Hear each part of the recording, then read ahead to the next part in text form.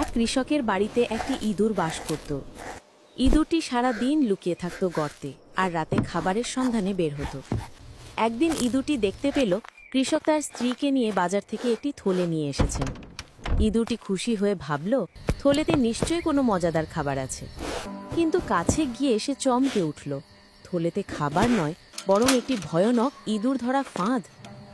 ইঁদুরটি দ্রুত বাড়ির অন্যান্য প্রাণীদের কাছে ছুটে গেল। প্রথমে সে গেল একটি মুরগির কাছে।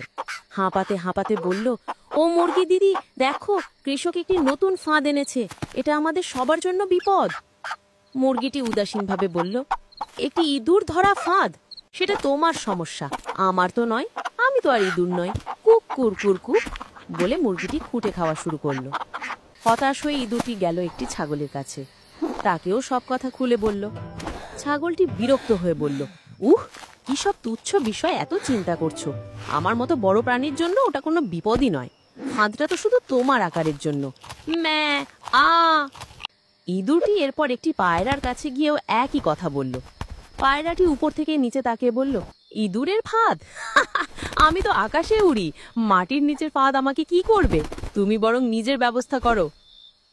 সবাই ইঁদুরকে তাচ্ছিল্য করল এবং তার কথা গুরুত্ব দিল না। ইঁদুরটি মন খারাপ করে নিজের গর্তে ফিরে গেল। সে বুঝতে পারল বিপদ শুধু তারই।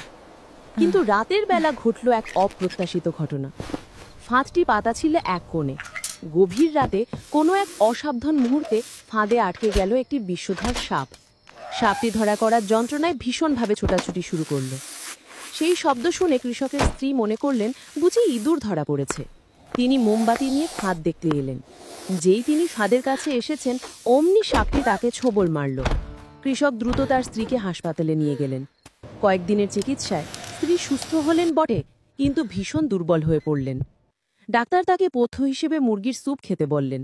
বাধ্য হয়ে কৃষককে মুরগিটিকে জবাই করতে হলো। এরপর স্ত্রীর চিকিৎসার খরচ মেটাতে গিয়ে কৃষকের অনেক টাকা খরচ হলো। টাকা জোগাড় করতে তিনি তার ছাগলটিকে বিক্রি করতে বাধ্য হলেন।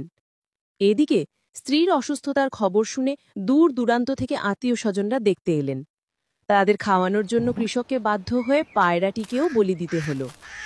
ইঁদুরটি তখন নিজের গর্তে বসে ভাবল, যে মুরগি, ছাগল ও পায়রা কেউই তার কথা শোনেনি, সেই সব প্রাণী একে একে সেই ছোট্ট ফাঁদের পরোক্ষ শিকার হলো। তারা প্রত্যেকেই প্রথমে ভেবেছিল এটা আমার সমস্যা নয়, কিন্তু শেষ পর্যন্ত সবার জীবনেই বিপদ নেমে এলো।